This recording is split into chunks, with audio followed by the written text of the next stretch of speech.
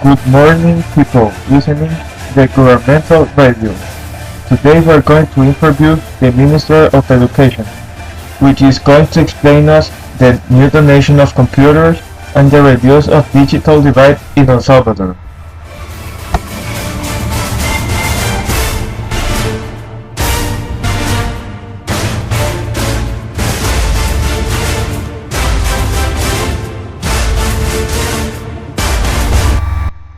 Type of computer it is decided to use is a clone desktop. It is much cheaper than buying a proper brand desktop. Also, it is easier and cheaper to find repairs of a desktop computer than in a laptop such as memory RAM, hard disk, etc. Operating system that we chosen to use is Ubuntu 10.4 because it is free software, which means you are free to do whatever in it, such as to change things, to sell, to give away for nothing. Other advantages of this FOSS Ubuntu are that it asks for fewer requirements than commercial software. Disadvantages are that there is less amount of program application as commercial software such as Windows. Ubuntu 10.4 contains a free license. This means that there is no need to spend a lot of money in each computer having their operating system license. Memory RAM, in which is going to be purchased for each desktop, is a 512 DDR2 with the cost of approximately $25. Is the minimum requirement Ubuntu 10.4 asks for. This means this will be sufficient so the operating system could run without many problems. Processor each desktop is going to have is a 2.5 GHz Pentium 4, approximately with a cost of $80. Ubuntu 10.4 asks for a 1 GHz processor as a minimum requirement.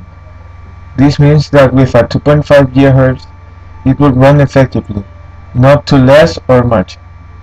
Also, it completes the requirements to many necessary applications such as OpenOffice, Excel, etc.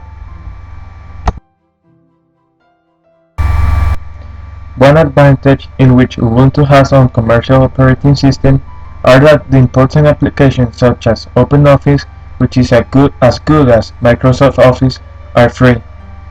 You can download it for free without a necessary of having a license. This will save a lot of money in application licenses.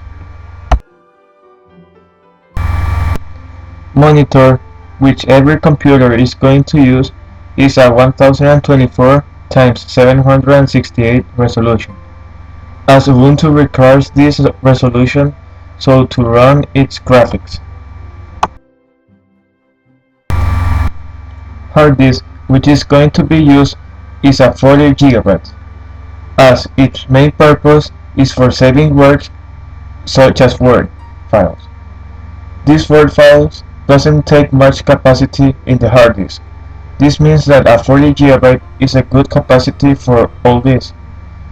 Ubuntu takes approximately 1 GB of space in the hard disk, which isn't much.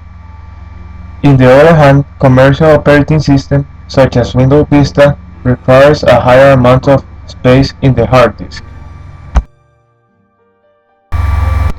Other items which will be useful in the materials needed are one printer, a Canon Pixma IP4820, in which it costs $99, as there will be a network in which each computer can send to print only to that printer, instead of one computer having its own printer. A server computer, ASUS TS Mini Soho server of $286 is needed, as it controls all the network so everyone shares files and saves it and have the availability of printing to the same printer. The server will also use Ubuntu, as it is also very cheap. Another item is the tables in which the desktop computer will be. This is not so expensive. It have a cost of $20 as maximum. Also, chairs are important so people using the computer can sit. This is not expensive, also have a price of $15 as an average.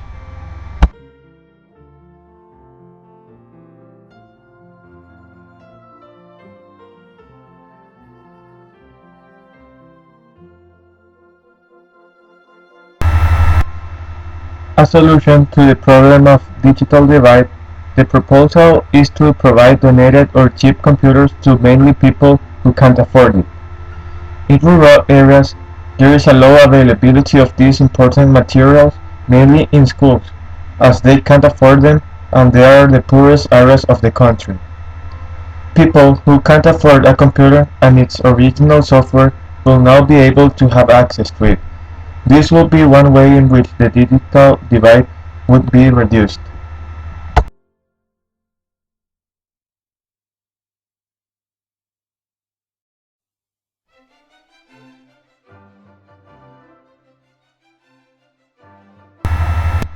In one-fourth of the country, there is no electricity, so solving the digital divide in the country is very complicated.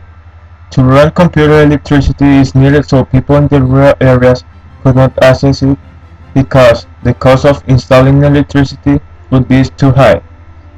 Electricity will require electric poles, cables, installing costs, usage costs, etc. Also, in rural areas, as well as in urban areas, the teachers in the schools do not have a wide knowledge about computers in terms of software usage. This would cause a problem because the students would never learn to use a computer properly. As a solution to this problem, the Ministry of Education would have to invest in a workshop for teachers in the schools in which the computers would be donated. Otherwise, the donation of computers would be useless.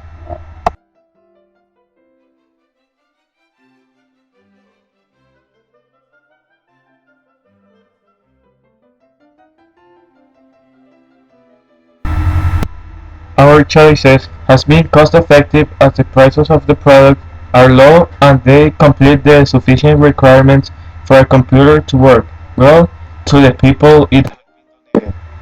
The products are not quality, best quality, they are from normal, in which they will not give any problem. It is estimated that the total price would be about $125 per laptop and $385 per local network in which they are donated, such as the servers. We should take consideration that El Salvador budget is very low, therefore they can't spend too much in too much luxury. This is why these prices are considerable to a government to spend.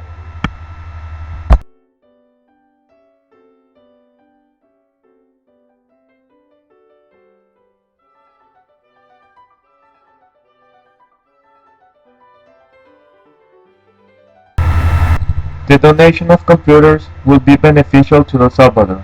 In first place because it would reduce the digital divide in the country. It will also give access to new sources of learning such as online encyclopedias and search engines. Learning in schools with a low budget will be improved due to the fact that a computer would serve as a tool to the students. In the past, there have been donations of 800,000 computers to give one computer to every child. This reduced the education deficit in the schools in rural areas of the country in which 40% of the student population attend to school.